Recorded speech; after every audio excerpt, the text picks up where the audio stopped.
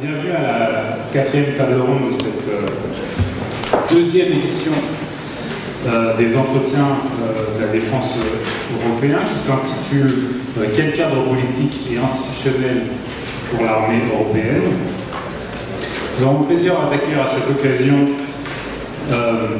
deux députés européens, Françoise Grossetête, qui est députée européenne et membre du PPE, et M. Krasnodębski, qui est vice-président du Parlement européen et membre du groupe CR.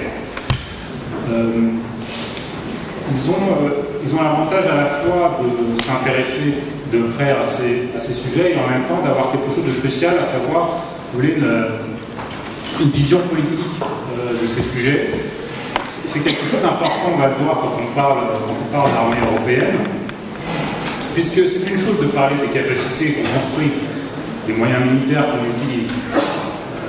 Il y a une deuxième dimension, et c'est celle si vous voulez, de l'utilisation de ces capacités, de la responsabilité politique qui est celle du développement et de l'utilisation de ces capacités. Il y a la question du contrôle politique, et il y a la question, si vous voulez, de la décision politique qui préside à l'utilisation des moyens militaires. Et dans toute démocratie qui se respecte, c'est, si vous voulez, le niveau politique qui décide des objectifs et des fins pour l'utilisation de ces moyens. C'est quelque chose, cette tension-là entre fins et moyens et entre, disons, le niveau capacitaire et le niveau politique,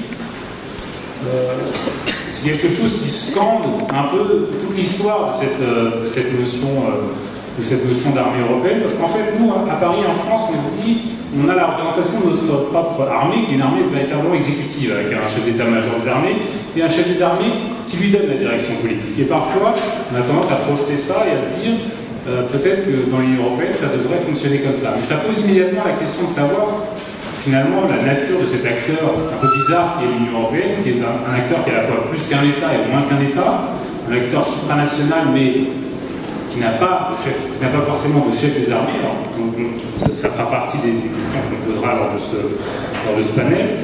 Je n'étais pas là dans le cours de la matinée, j'étais avec les brillants étudiants du master stratégie industrielle et politique publique de défense, et il se trouve qu'on a évoqué justement cette question d'armée européenne. Vous voyez, c'est un sujet à la fois opportun et tout à fait actuel. Et on a l'habitude souvent, dans toutes les conférences sur la défense européenne, de s'arrêter particulièrement à Paris, sur l'échec de la communauté européenne de défense en 1954. Ce qu'on fait un peu moins souvent, c'est d'aller voir un peu le détail des textes, etc. Et on s'est aperçu ce matin, lors des échanges avec les auditeurs du master, qu'en réalité, les mots qui sont utilisés depuis 70 ans sur cette question d'armée européenne étaient très similaires. Et on a comparé le discours de la Sorbonne, ici du président Emmanuel Macron, et le discours à l'Assemblée nationale de M. Pleven en octobre 1950. Et en fait, on s'est aperçu que les mots, les concepts, la rhétorique utilisée étaient extrêmement similaires.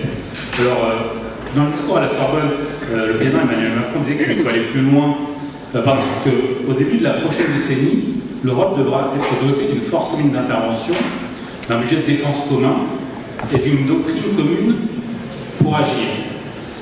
J'essaie de retrouver les mots qui avaient été utilisés par M. Pleven, si j'arrive à les retrouver, qui sont très similaires et qui en fait, si vous voulez, convoquent à la fois la dimension des moyens, la dimension des budgets et la dimension de la représentation politique. Et c'est formulé de manière très importante. René Pleven, donc, disait, dans son projet, il a cité la création d'une défense commune, d'une armée européenne, rattachée à des institutions politiques de l'Europe unie, placée sous la responsabilité d'un ministre européen de la Défense, sous le contrôle d'une assemblée européenne, avec un budget militaire commun. Les contingents fournis par les pays participants seraient incorporés dans l'armée européenne. Voilà, je laisse ça à disposition des panélistes s'ils souhaitent y réagir. Mais moi, la question que ça vous avez envie de poser, finalement, c'est de dire, si à 70 ans d'intervalle, on utilise les mêmes notions, les mêmes mots, la même rhétorique. Finalement, deux choses. Quel est ce cadre politique et institutionnel? Quel pourrait être ce cadre politique et institutionnel pour l'armée européenne? Est-ce que c'est ce ministre de la Défense européenne que Les Pen appelle de ses voeux? Est-ce que c'est un chef d'état-major des armées? Est-ce que c'est un président de la République? Est-ce que c'est un chef des armées? Qu'est-ce que c'est? Ça, c'est ma première question. Ma deuxième question, c'est finalement, est-ce que c'est possible? Est-ce que ce cadre politique et institutionnel pour l'armée européenne est-il possible? Est-ce que c'est possible d'arriver à ce niveau politique-là, ou est-ce que finalement on en est réduit à utiliser les mêmes discours et dans 70 ans, on aura quelqu'un à une tribune ici à la Sorbonne qui dira la même chose? Et ma dernière question, c'est finalement, est-ce que, alors pour être un petit peu provocateur, puisque comme on a l'habitude de dire, on est le dernier obstacle avant la clôture et le cocktail, donc pour pimenter un peu le débat, finalement la troisième question, c'est est-ce que c'est désirable? Est-ce que c'est souhaitable? Voilà. Ce sont mes trois questions fondamentales. Quel serait ce cadre politique et institutionnel? Est-ce qu'il est possible? Et est-ce qu'il est souhaitable? Voilà, sur ce, je me tais. Je vais laisser la parole à monsieur le député Krasnodebski, qui va s'exprimer en langue anglaise, parce qu'il est le plus à l'aise, et puis on fera éventuellement peut-être une petite synthèse, une petite traduction en français à la suite de son discours. Monsieur Krasnodebski, la parole est à vous. Yeah, thank you very much. Thank you for the invitation. It's a great pleasure to be here at Sorbonne. I understand French, but unfortunately it would be too difficult for me to speak French. I'm working on my French proper when I join the next time European Parliament, because now we are in election campaign, fierce in Poland. I improve my French, so I promise the next time I will speak in French. Okay, thank you very much once again. I heard what you said before, and my general impression is that you generally support this idea of European army and, of course, common security and defense policy. But the problem is that it is probably more difficult than you imagine. Together with Madame Grostet, we work in this parliament in several months, or maybe for 1 year, or something even more than 1 year. First, we were ADIDP, so the first project, and then later the European Defence Fund. And we know how difficult it was. So it was not really easy to find a majority, even in the European Parliament, in which the majority, of course, is, I would say, what we call pro-Europeans. Because we find a very hard resistance both on the left-wing side, so there are all these people who are afraid, that this European Defence Fund is the first step toward militarization of the European Union. There was always the questions from the left-wing group why we do not spend more money for social funds and cohesion and so on. On the other hand, we were also quite criticized from the right-wing side of the plenary room, and this was all the people who are concerned about sovereignty of the national states and so on. My own group, I belong to the group, ECR group, European Conservative and Reformist, even my British colleagues voted actually against this project. So it was division among the groups. So this is. Could you follow me, or should we translate this into French? Better than to translate. Okay. That's loud. But translate or not? No. Not translate by loud. Yeah. Okay. So yeah. Oh, okay, but what I said, that there was a criticism from left-wing and right-wing groups, and some political groups in the European Parliament were divided. even my own group, European Conservative and Reformists, for instance, our British colleagues voted against this fund. Yeah. But not only that. So it is, and it is in the parliament in which was a majority, of course, with the attitude we call pro-European. And I read in this notes you sent us that 75% of French positive opinion about common security and defense policy, and 62 about European army. But the problem is now when we go on the level of the European societies, I think that the support for this idea is even less than this, of course. We can look this. So, this is the first, my first thesis. It is much more difficult to imagine politically, so it's a long way.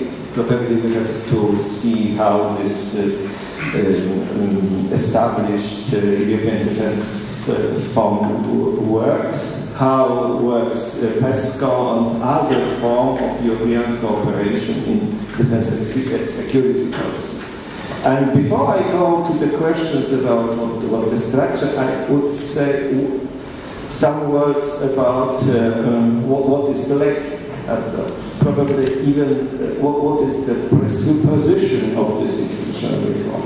Namely, even President Macron said in this, I think in some his interventions in this text, but also probably it's in hearing Sorbonne speech, that we need also a common strategic culture. And I think it is the key issue, strategic culture. And the problem is with here in Europe, and because this strategic culture, for me, it is not the end product of integration of common defense and security policy, but it is in a way it's a precondition.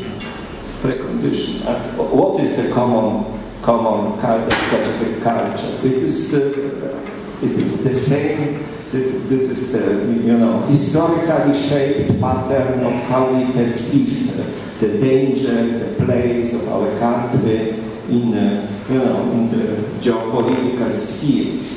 And when I heard you before, and I considered what my voters, I have many meetings now in my new regional management, trying to be elected again, what the security concern, they are a little different. And to this many historically shaped patterns belong also, our recent history, 20th century. For instance, I give you one instance, by example, maybe provocative, Muriel Purdansky. So, these are the questions once I discuss with my colleague from Baltic states, and we ask ourselves, are the Europeans ready now? French, maybe British, Muriel Purdansky. So, are you ready to really to fight for Riga or for Tallinn? Yeah? This my colleague who said to me, because of course they are in a dangerous position, but asked him how they are feeling, and he said to me, I am ready to die instead to be occupied again by Russia. So this is what are the feelings in the West.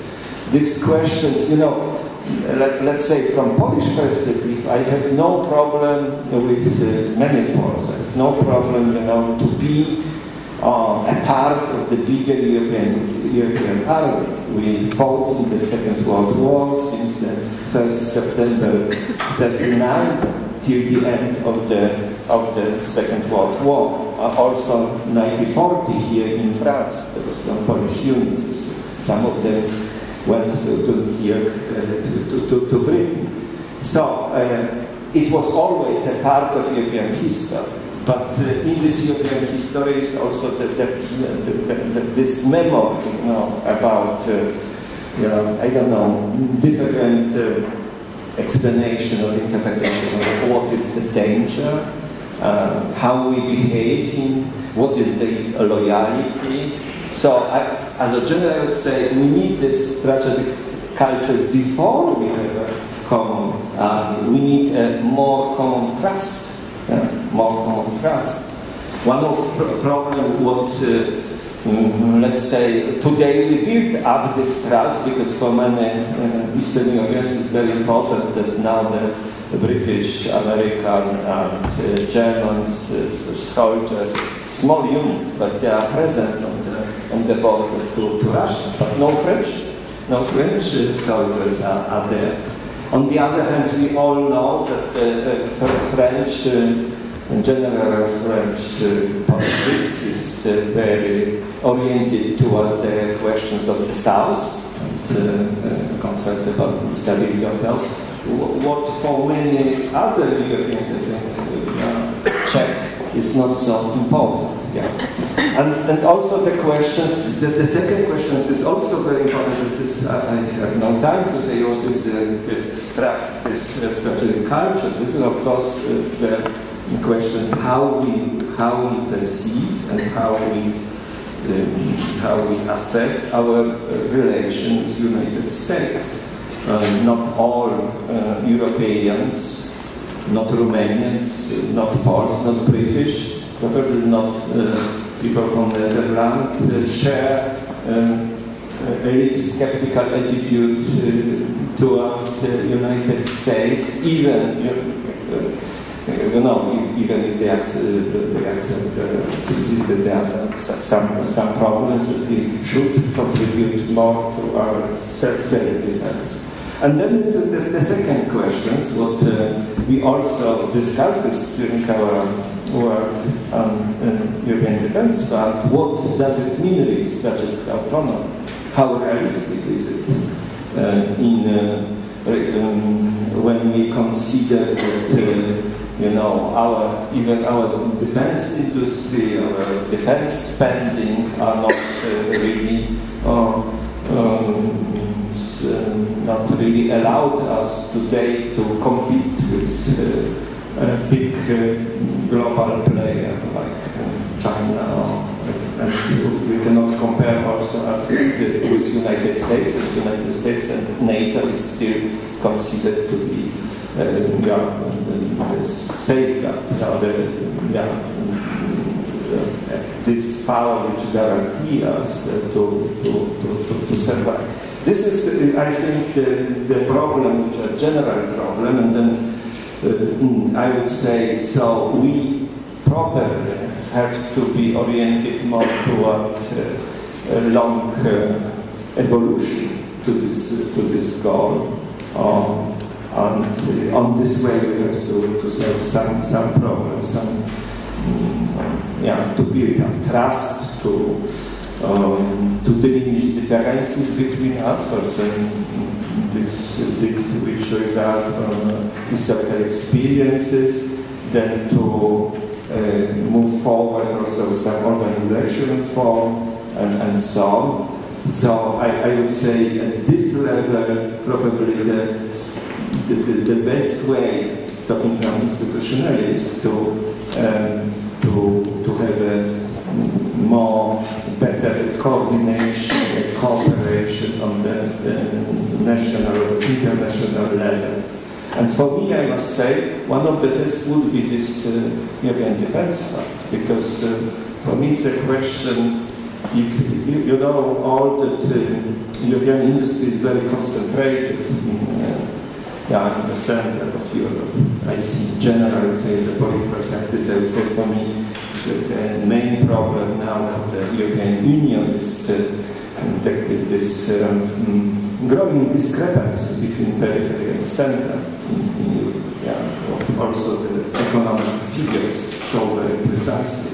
Last week there was a published interesting study by Bertelsmann, the Bertelsmann Foundation from Germany, and in which two authors tried to assess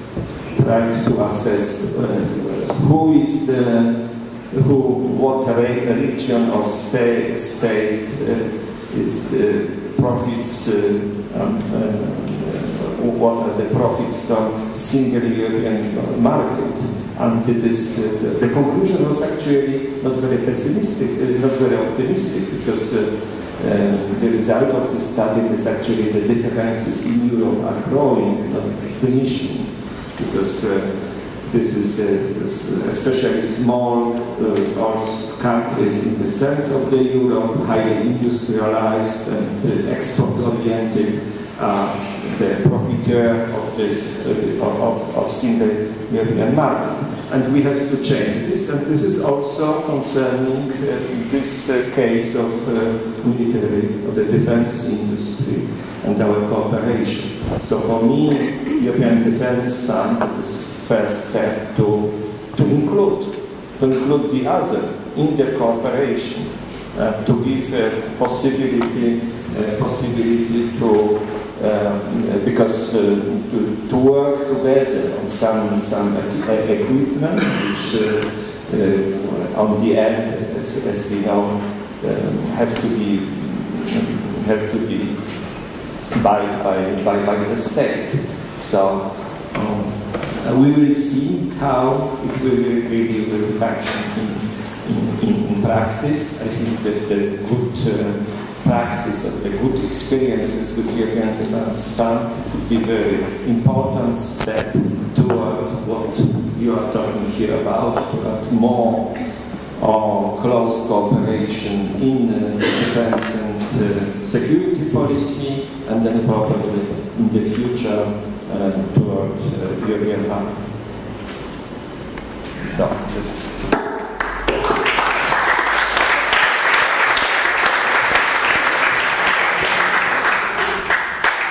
Merci beaucoup, monsieur le député. Vous soulevez une question qui est très importante, qui est peut-être une question qui fâche, qui est celle de qui est prêt pour mourir pour Danse ou pour Riga. Et du coup, je me permets de revenir au sondage que vous évoquiez au début de votre intervention. Moi, je le connais bien parce que je crois que c'est le sondage qu'on avait fait à Nice, n'est-ce pas? Donc, j'en connais les tenants et les aboutissants et certaines des limites. Et moi, la question que je me pose est la suivante. Si on demandait aux Français la chose suivante, on va envoyer des soldats français défendre Riga dans le cadre d'une incursion russe, par exemple, et dans le scénario, la décision politique d'envoyer ces soldats au front sera prise non pas à Paris, mais dans une tierce capitale, que ce soit Bruxelles, Berlin ou Lyon. Y êtes-vous favorable? Et là, soudain, je ne suis pas certain qu'on ait 62% des gens qui soient favorables. Alors la question, c'est pas... Voilà, ça rejoint... Enfin, si vous voulez, tout le monde est à peu près favorable à une politique de défense commune, à une armée commune, parce que d'une part, on n'est pas tous certains ce que ça implique véritablement dans le détail, et d'autre part, puisqu'on n'est pas certain ce que ça implique dans le détail, on y investit tous nos propres visions, nos propres approches, nos propres préoccupations, et on se dit, bah oui, faisons les choses en commun, mais du moment que c'est fait en fonction de nos propres dispositions nationales. Et parfois, on imagine l'armée européenne comme une armée française. Et donc, la question serait de savoir, c'est intéressant même de savoir dans cette salle, on posera peut-être la question après, mais s'il y a 62% des gens qui seraient favorables à ce type de scénario, ou s'ils souhaiteraient que ces décisions soient prises à Paris, dans les capitales nationales. Parce qu'in fine, c'est de ça dont on parle. On peut avoir des capacités communes, des coopérations capacitaires, bien entendu, mais ensuite il s'agit de les utiliser en bout de ligne. Il s'agit d'envoyer des soldats au front. Et la question qui sous-tend tout le reste, finalement, c'est celle-là. C'est le but de la guerre. Et d'une certaine manière, c'est la question voilà, c'est la question existentielle, donc on y reviendra peut-être, mais je vous remercie d'avoir mis le doigt dessus.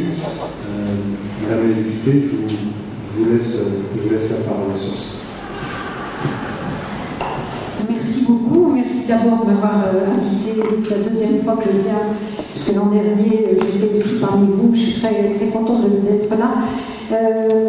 Et puis d'être aux côtés de mon collègue avec lequel nous avons beaucoup travaillé sur ce Fonds européen de défense. Alors il y a beaucoup de choses à dire parce que la question que vous avez posée sur le cadre va me permettre d'abord de dire la situation actuellement sur le Fonds européen de défense. Ça a été sans doute plus facile pour moi. J'ai été rapporteur sur le DIDP, c'est-à-dire cette première phase concernant l'Europe de la défense. J'ai presque eu sans doute moins de difficultés pour rassembler une majorité parce qu'on était encore...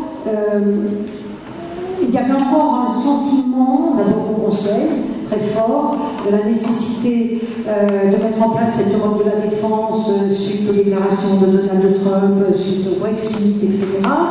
Et à une situation dans le monde quand même très instable.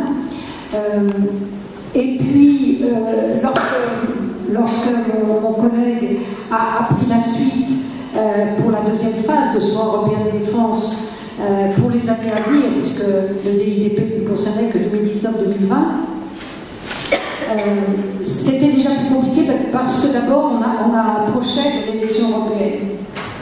Et quand on approche l'année qui précède une élection européenne, c'est une année extrêmement sensible où chacun se repositionne sur ses propres sensibilités politiques et nationales, parce qu'il s'agit d'avoir un profil plus compatible avec ce que pense l'opinion publique, etc.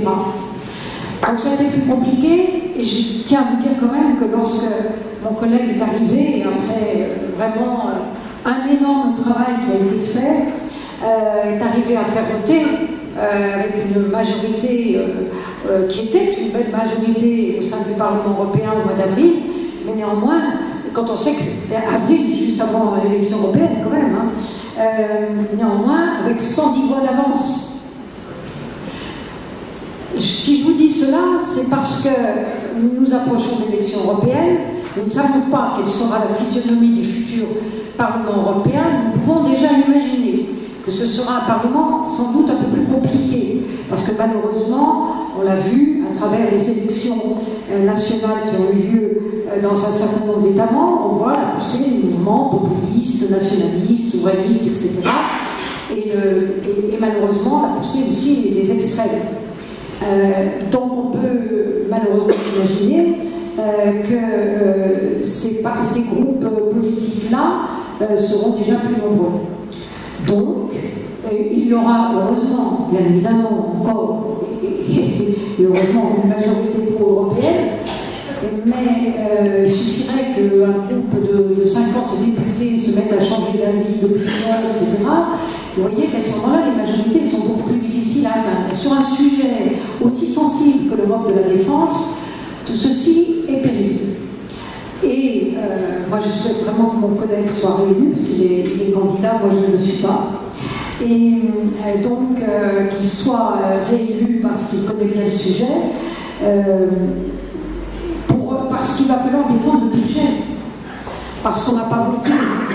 Nous, on a exprimé ce que nous souhaitions comme budget. Moi, j'aurais aimé que le budget, alors je vais peut-être choquer ceux qui sont très démocrates, j'aurais aimé que le budget soit voté avant l'élection européenne. Ça permettait de sanctuariser un certain nombre de lignes budgétaires absolument essentielles, dont celle-là, mais pas que. Malheureusement, bon, ça n'a pas pu se faire, au Conseil, on n'aurait pas eu de majorité, c'était compliqué. Mais voilà, on a quand même ce risque-là. Ça, j'espère qu'on ne touchera pas à l'engagement qui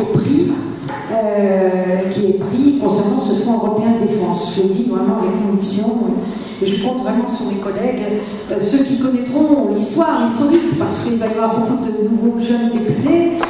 J'espère qu'il y en aura beaucoup qui sont très concernés par l'Europe de la défense, mais voilà, il faut que les anciens, vous allez devenir un ancien, eh bien, les anciens puissent transmettre ces messages-là. Ça, c'est un premier point que je voulais dire. Alors, vous avez demandé...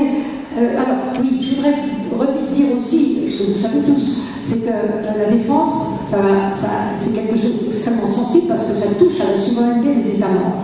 Alors, quand vous avez posé la question de savoir si on serait d'accord pour déclencher une opération militaire européenne et qui ne soit pas prise à Paris, que la décision ne soit pas prise à Paris, mais à Bruxelles ou ailleurs, là, c'est quelque chose de très sensible, effectivement.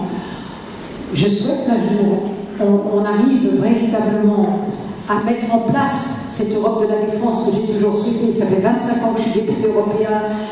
En tant que Française, depuis 25 ans, je souhaitais cela. Mais il a fallu des circonstances particulières pour qu'on arrive déjà à ces premières étapes. Mais je pense qu'il va y avoir un travail à faire en profondeur. Parler d'une armée européenne, c'est bien, il faut avoir de l'ambition. Quand on pense, quand on croit dans quelque chose, il faut être ambitieux. Alors le discours du président de la République française pouvait paraître trop ambitieux pour certains, exagéré pour un certain nombre de nos collègues.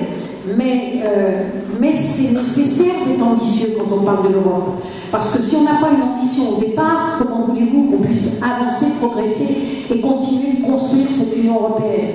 L'Europe de la défense, et déjà ce Fonds européen de défense, c'est déjà une petite étape d'un peu plus d'intégration. Mais il faudra beaucoup plus d'intégration européenne pour arriver véritablement à quelque chose qui nous permette de montrer l'existence politique de l'Union européenne.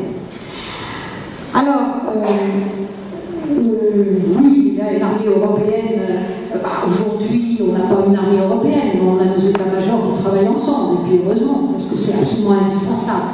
Alors, tout ceci, j'espère, se fera dans le temps, petit à petit, étape par étape, mais il faudra qu'on ait sans cesse, aussi bien au Conseil, mais aussi au Parlement, eh bien, des individus qui auront cet engagement-là et qui ne lâcheront pas. Parce qu'on va être confronté quand même à des difficultés énormes avec les populistes, les souverainistes, les nationalistes, etc.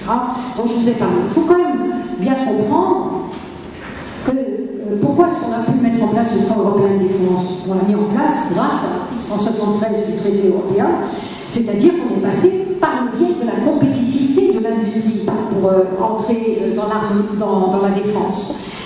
Et on n'aurait pas pu le faire autrement. Ça a été une belle astuce proposée par la Commission européenne, par Jean-Claude Juncker. Et je peux vous dire qu'on a eu beaucoup d'opposition d'un certain nombre de groupes politiques qui ont tenté toutes les manœuvres juridiques pour faire en sorte que nous ne puissions pas utiliser cet article 173 du traité européen. Heureusement, les juristes nous ont donné chaque fois raison, mais cela nous a fait perdre du temps. Et vous savez, perdre du temps, on se rapprochait de l'élection européenne, donc voilà, c'était des manœuvres qui étaient faites par les groupes politiques qui ne voulaient pas en entendre parler. Donc il faudra, pour la suite, il faudra quand même un jour réviser les traités. Je suis persuadée. Alors vous savez, réviser les traités, vous imaginez la difficulté aujourd'hui. Parce que réviser un traité, ça passe, il faut des référendums, vous avez compris les référendums, les dangers que ça représente. Donc là, aussi, il va falloir convaincre. Moi, je voudrais que pendant cette campagne électorale, entre autres en France, on ne parle pas des vrais sujets, qu'on n'explique pas, moi j'ai écouté la table ronde précédente, qu'on n'explique pas les vrais dangers auxquels notre monde est confronté, auxquels l'Union européenne est confrontée, et expliquer cela, non pas pour faire peur à nos concitoyens, absolument pas, mais justement pour tenter de les rassurer en leur disant, mais voilà, on vous propose une vraie sécurité, une vraie défense. Ça passe par l'Union européenne, ça ne peut pas se faire autrement. Chaque État membre, individuellement, ne peut pas arriver à assurer la propre défense de nos concitoyens. On l'a entendu, on l'a compris à travers la table ronde précédente. Je n'étais pas là malheureusement ce matin, mais voilà, c'est cela qu'il faut expliquer pour faire comprendre à nos concitoyens la nécessité d'avancer ensemble sur des sujets aussi essentiels que ceux-là. Donc c'est un sujet, la défense est un sujet tellement sensible. Avec la règle de l'unanimité au Conseil, c'est compliqué. Il a fallu les dangers que nous connaissons pour que, effectivement, c'était le discours de Donald Trump qui a déclenché les choses. Moi, je me souviens que Mme Mogherini, la notre représentante, est venue me voir. On avait une plénière à Strasbourg quelques jours après l'installation de Donald Trump à la Maison-Blanche et son discours. Et là, elle est venue me dire c'est le discours de Donald Trump, c'est une opportunité extraordinaire pour l'Union européenne, pour la défense. Donc oui, c'est cela qui a déclenché véritablement cette volonté au sein du Conseil. Et je me dis que malheureusement, souvent on avance en Europe quand il y a des grands dangers. Alors, on ne peut pas souhaiter être confronté à un danger terrible, une menace terrible, qui ferait que là, subitement, il y aurait enfin une réaction de nouveau positive. Parce que vous voyez, chaque fois on a un élément, et puis ça se retasse. Il faut trouver le moyen de remettre la pression pour ne rien lâcher, parce que c'est un travail de longue haleine qui va prendre des années, mais il faudra des années d'une vraie volonté politique au Conseil, volonté politique au Parlement. Donc voilà, et c'est là où le rôle des industriels est essentiel, parce qu'on en a parlé tout à l'heure, mais la pression des industriels aussi, elles sont absolument nécessaires. Mais il faudrait aussi la pression des citoyens. Malheureusement, si on n'explique pas aux citoyens ce qu'il en est, ils ne peuvent pas faire pression. Donc, il me semble qu'il faudrait une révision des traités pour permettre un vrai changement dans ce domaine-là, mais avec tous les risques que cela comporte. Donc, vous imaginez, j'espère que pour l'instant, on arrivera à progresser petit à petit, en se servant du traité actuel. Je pense que c'est la meilleure des solutions.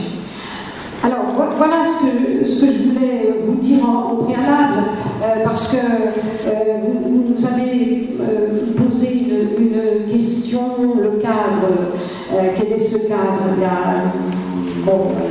Moi, je vous explique les difficultés pour ce cadre-là. Et je pense que ça ne peut se faire que petit à petit. Et puis, la question de savoir si on a un ministre, on n'en est pas là.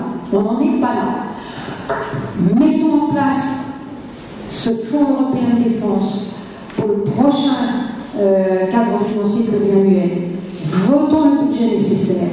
Encourageons l'industrie de l'armement à y aller, à y croire. Il y a des projets pilotes. Il faut foncer. Et puis j'espère qu'après l'élection européenne, il y aura un peu plus de leadership européen, parce qu'au Conseil, on a besoin d'un leadership européen. Et malheureusement, vous l'avez compris, tantôt c'est l'Allemagne qui exerce ce leadership, tantôt c'est la France. On a besoin. On a besoin de la France, de l'Allemagne et des autres. On a besoin de tout le monde.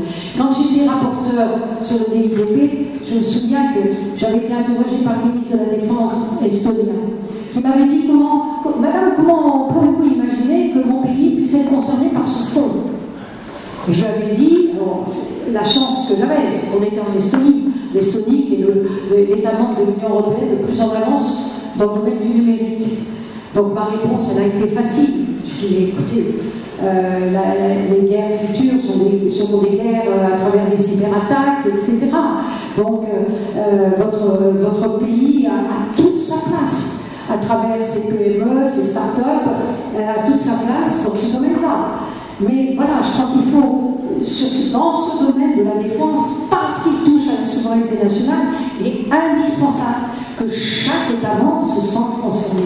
C'est pour ça d'ailleurs la déclinaison que nous avons faite dans le fond, de faire participer les PME, d'obliger. Je sais qu'il y a des industriels qui n'étaient pas nécessairement ravis, je sais bien, mais d'obliger à ce qu'il y ait 3 États membres, 3 entreprises, etc., le concours de PME.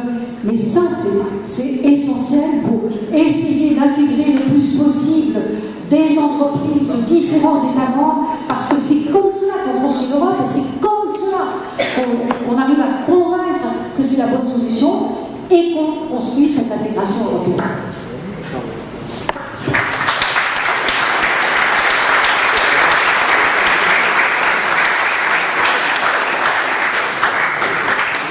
Merci infiniment, Madame la députée. Je vais de nouveau abuser mes prérogatives de modérateur, si je peux me le permettre, et soumettre une question qui est peut-être un peu provocante avant d'ouvrir le débat à la salle, de préparer vos questions. Est-ce que finalement la meilleure manière de construire une armée européenne, ça ne serait pas de ne pas en parler? Parce que je suis d'accord qu'il faut avoir de l'ambition. Mais est-ce que finalement, si on regarde ce qui s'est passé ces dernières années, on n'est pas devant une forme de changement d'approche où on s'est dit finalement on va arrêter les grandes déclarations d'intention, les grandes ambitions, on va arrêter les envolées lyriques et on va se concentrer sur l'essentiel, sur les coopérations pragmatiques, capacitaires. Alors, bon, il est vrai que les conclusions du sommet européen de décembre 2013 donnent un fort mandat politique et un mandat politique de haut niveau, mais si on les regarde dans le détail, en fait, elles sont tout à fait... elles laissent une grande place aux questions capacitaires. Elles parlent des communications par satellite, elles parlent du cyber, elles parlent du drone, des domaines capacitaires qui... elle parle de ravitaillement en vol, donc c'est tous des domaines capacitaires qui sont aujourd'hui en progrès, et finalement, peut-être que l'ensemble des progrès auxquels on assiste aujourd'hui, c'est comme le Fonds européen de défense, provient du fait qu'on s'est concentré sur la dimension capacitaire, quitte à esquisser une vision politique commune en aval. Après, sans forcément l'annoncer au départ, et c'est un changement d'approche qui est assumé comme tel à Paris, qu'on pourrait presque appeler une approche britannique finalement, parce que c'est très pragmatique de commencer par le bas et ensuite de construire la vision politique plutôt que de faire un peu à la française en disant voilà l'idée et ensuite on va la mettre en œuvre. Est-ce que c'est pas finalement comme ça qu'on a réussi à avoir les résultats depuis 2013? Et est-ce que finalement il ne faut pas avoir effectivement, comme vous dites, beaucoup d'ambition, mais peut-être la mettre un tout petit peu en sourdine pour le moment, pour ne pas en fait déplacer le problème et avoir à se confronter à des débats qui sont un peu théologiques finalement, sur la communication entre l'UE et l'OTAN, sur l'autonomie stratégique, etc. Et mettre ça en sourdine et essayer d'avancer de manière un peu opportuniste, justement sur les questions capacitaires, le Fonds européen de défense, etc. Ça, c'est ma question. Est-ce que vous avez eu le temps de préparer vos questions? On va en prendre peut-être une ou deux supplémentaires.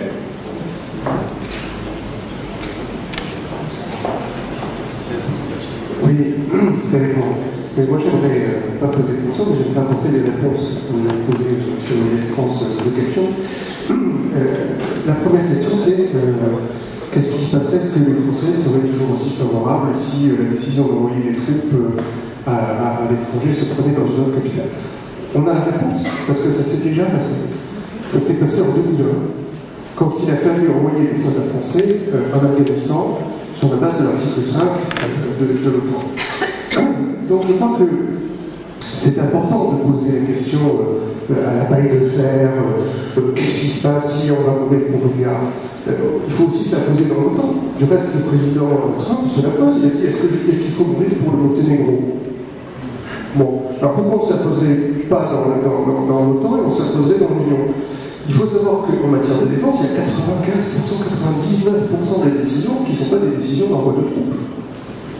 Il y a des décisions qui consistent à construire l'appareil de défense. Voilà, donc ça c'est la première réponse. La deuxième réponse, c'est de dire est-ce qu'au fond, la meilleure façon de construire l'armée européenne, ce ne serait pas d'en parler. Bon. Et puis de faire du pragmatisme. Bon, ça fait 20 ans qu'on fait du pragmatisme.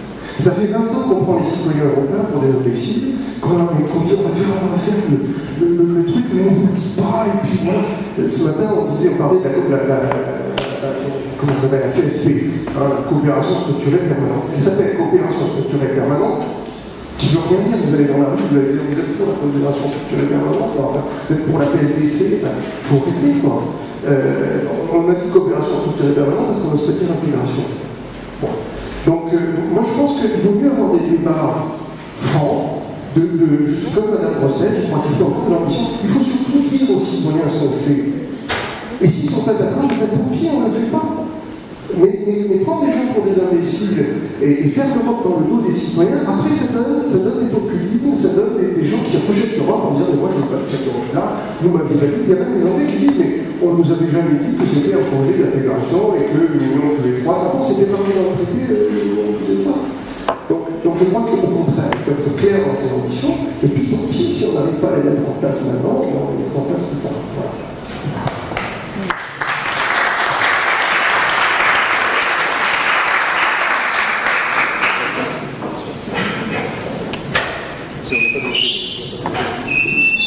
Bonsoir, moi je suis un peu compris la chose. C'est son avis qui va clarifier, c'est une fois, parfois ça ne marche pas le logique. Je dirais que depuis ce matin, on a beaucoup parlé d'une armée européenne. C'est très bien parce que c'est le sujet. Mais on n'a pas parlé d'un autre élément qu'on a mis au général l'année dernière, en l'occurrence, c'est la politique extérieure de l'Europe. Si on regarde l'action aujourd'hui de Mogherini, c'est quand même une action qui est extrêmement limitée. Alors une armée sert quand même assez souvent à exécuter des tâches de politique générale. Et là, en l'occurrence, la politique extérieure est un élément clé dans le cadre de ce qu'on va faire à la rentrée. Merci. Est-ce qu'on peut prendre encore une question?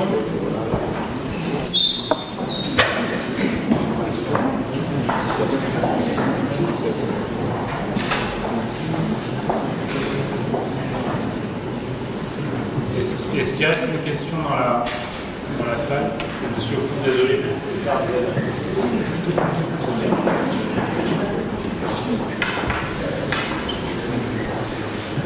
Pardon. Je voulais un peu dans le prolongement de ce qui vient d'être dit. Tout d'abord, je considère qu'il n'y aura pas plus d'armée européenne qu'il y a d'armée de l'OTAN.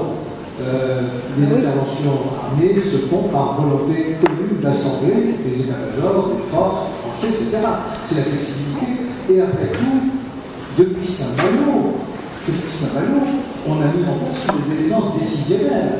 Donc, il me semble que sur le plan institutionnel, beaucoup d'éléments sont en place. Ce qui manque, c'est la volonté, et c'est la volonté aussi de se considérer comme Europe, comme un seul ensemble, ayant des intérêts communs.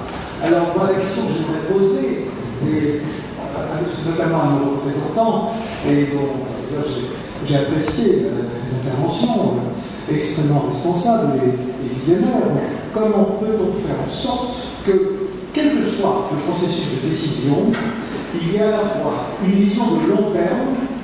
La vision de long terme commence à l'école. Est-ce que nous avons une histoire commune? Est-ce que nous avons des intérêts communs? Est-ce que, comment faisons-nous le lien entre l'économie, dans les sociétés, les dangers concrets, les classes et notre positionnement par rapport aux grands ensembles dans le monde? Comment construisons-nous cette conscience commune? Mais par ailleurs, comment nous préparons-nous à prendre des décisions rapides au moment où il faut les prendre? Donc, en termes militaires, est-ce que vous êtes prêts à accepter que nos états-majors nous lient, comme ils le font dans l'OTAN, ce qu'on appelle les prudent planning de la planification susceptible de déboucher sur l'opérationnel? Sachant que, comme on l'a dit, c'est juste que les aspects militaires de la défense et de la sécurité ne sont pas nécessairement ceux qui doivent prévaloir. Voilà, donc j'aimerais avoir aussi ces commentaires sur la nécessité d'un travail à long terme, un travail de profondeur, pour que de plus en plus le citoyen européen se considère comme européen, bien sûr, à la française, à la allemande, à la polonaise, mais que ce soit des déclinaisons intégratives.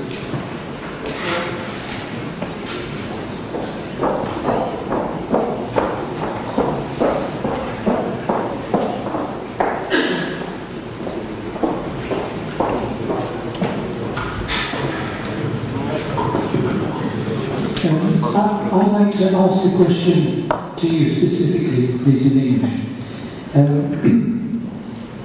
I'd like to ask you is about the attitudes of certain countries in Eastern Europe, namely Hungary and especially Poland, vis-à-vis European army. I'd like to ask you whether Poland, for instance, the Polish will be prepared that Danzig meurt pour l'Europe. Well, it's the other way around.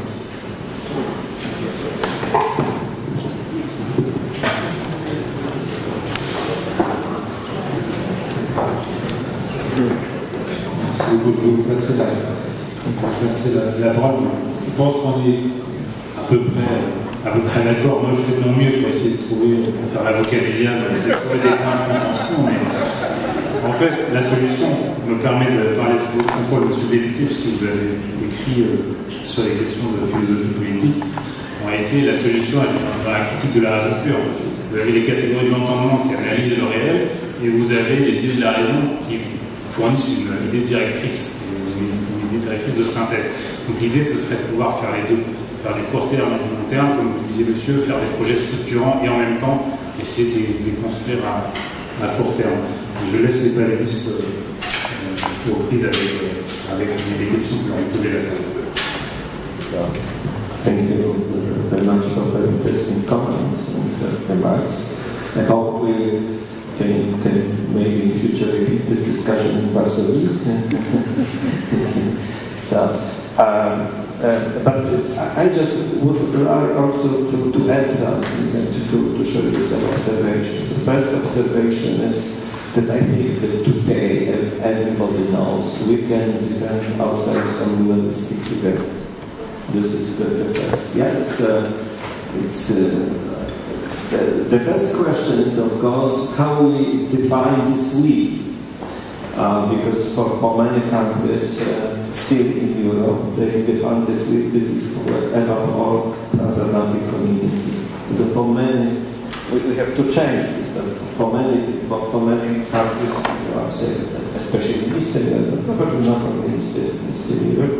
So we defend ourselves, that is the West, not Europe, not without this differentiation, Europe and the United States. And this is the West, and that means that is also, of course, NATO. This is the first observation. So we have to, what I said in my previous intervention, that we have to build up this, mutual trust and so on, a common strategic culture. The second is that, this is one of the experiences we had during our negotiation of this reports. It is not so that everybody knows, okay, also I think every state is interested, in European money for defense cooperation. But actually no state is interested to give up the sovereignty. Even France, which France supported very strong this project, but when we were in the negotiation, some colleagues from the left, from Greens or Socialists, proposed some, ethical limitation, and they say, okay, we have to give more competences to European Union and so on. Then actually, and it was our counterpart was European Council, represented by Romania's presidency. And so we had to defend this more, common approach, European Union approach against the states. And this is also such a state like France, which actually supports very strongly this idea. This is the second. So we have the questions of the sovereignty and in general we all agree, but then there's the questions who commands this army, what is how it will be composed, by whom, who take the decision. This is also the questions of the common foreign policy and so on. And then we have now, I would say, let me be a bit more provocative. We have also some other problems, because I mentioned political culture, and we have also some problems in Europe. For instance, there is, in this respect, a little problem of Germany. Why there is a problem of Germany? I remember when I started my work as a professor in one of the German universities, I saw the walls And it was in the 90s, beginning of the 90s, now it has changed. Such parole, such inscription, alle Soldaten sind Mörder, all soldats are murderers. Yeah. It was a country with extreme pacifist. It has changed the Balkans war and so on. But there's also second questions. One of my German colleagues, German politicians, asked me once very honest questions, asked me, do you really want us that we spend 2% of our budget for defense purposes? And it would be bigger than Russia, for instance. Yeah, now.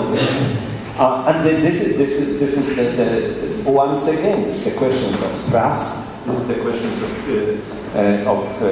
of historical experience. This is the questions of imbalances in Europe. And once again, I am coming back to this my main point. Yeah. So we can accept probably this kind of the very leading role of Germany. When Germany will spend, let's say, next 10 years, 2% of the GDP for defense aims, but we have to consider this. That it would have mean that some shift of the powers, as not all probably Europeans at the beginning will accept this idea. So we have these two problems: definition of who we are as a community, the questions of relation between sovereign taking decision and the common policy, and the second about the third one about this imbalances in the industrial power, and then which can translate then, or the economic power generally can translate them in the very big differences also in this matter, also in these questions of capabilities. Yes. So is Gdansk ready to... Gdansk. Is Gdansk ready to...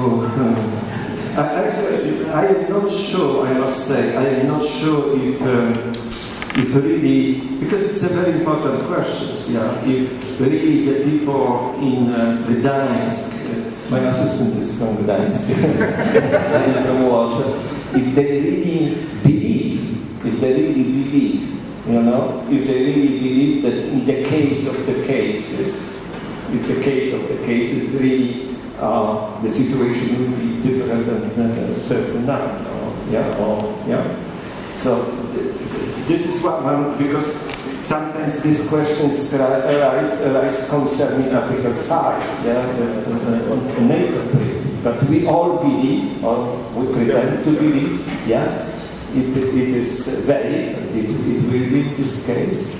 And when we are talking about European army, we need the same level of the trust that in the case of the cases, I don't know, French soldiers will be helping Gdansk. But I think we are at the moment not, at this level of the feeling that this kind of solidarity, we can be sure to say, okay, it is here. And we have to, when we would like to have a European army, we have to change it.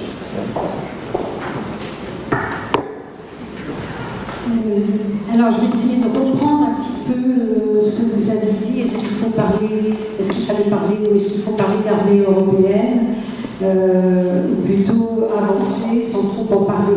Alors, c'est vrai que le terme d'armée européenne fait bondir certains d'entre nous, ou certains de nos collègues au Parlement européen, y compris dans mon propre groupe. Mon groupe était le groupe le plus attaché à une Europe de la défense. Mais sûr, certains députés, de par leur nationalité, très attachés bien sûr à l'OTAN.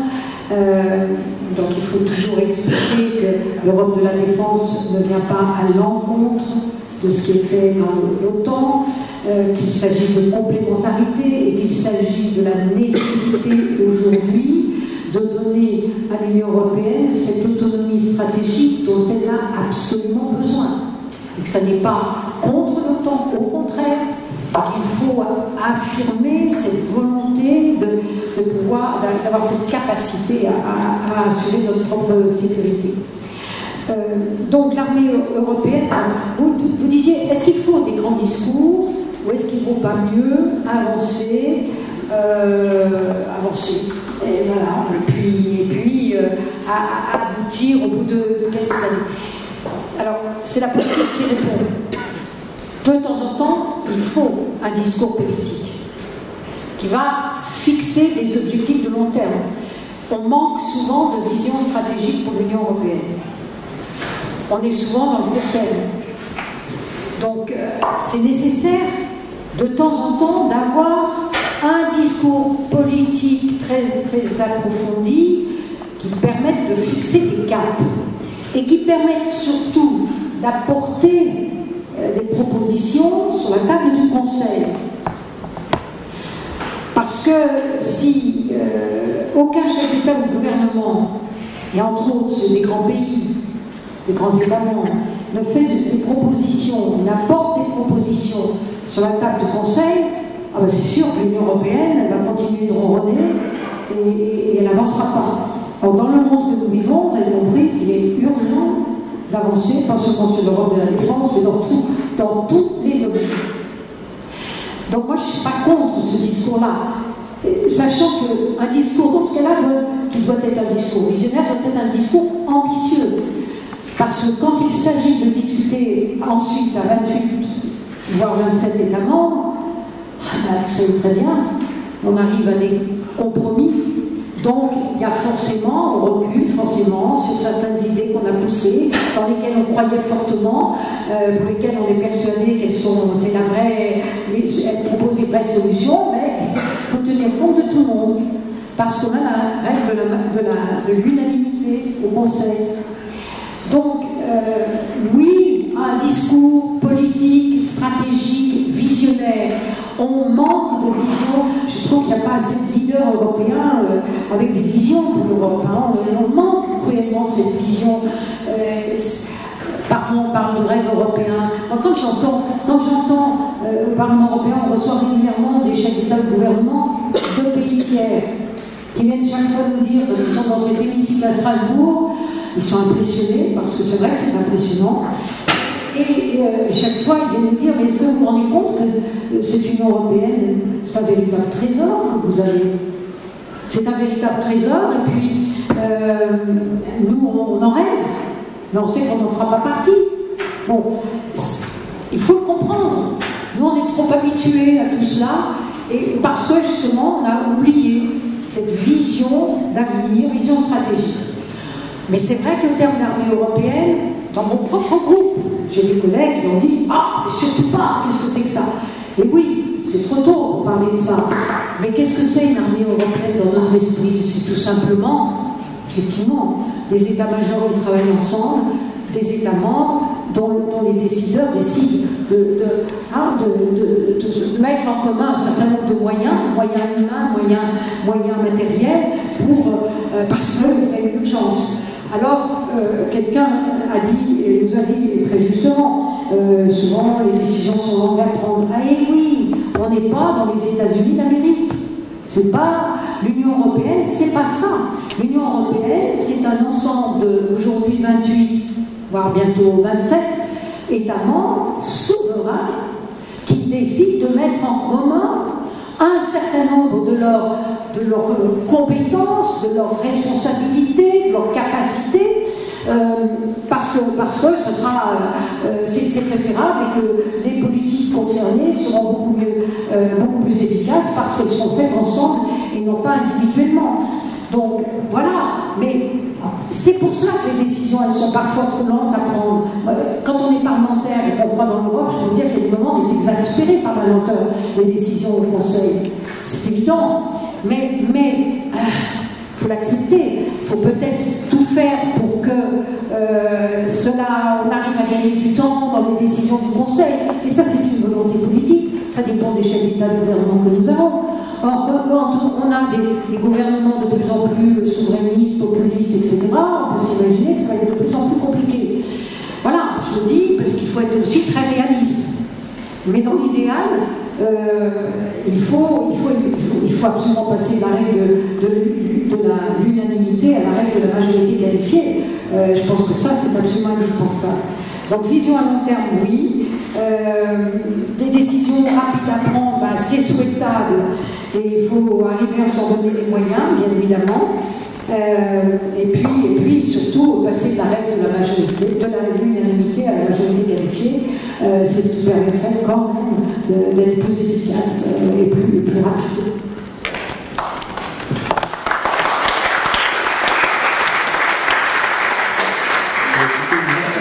Je remercie très vivement nos panélistes d'aujourd'hui qui doivent certains décamper tout de suite. Donc merci encore pour vos interventions. Merci à vous d'être venus si nombreux et si tard pour cette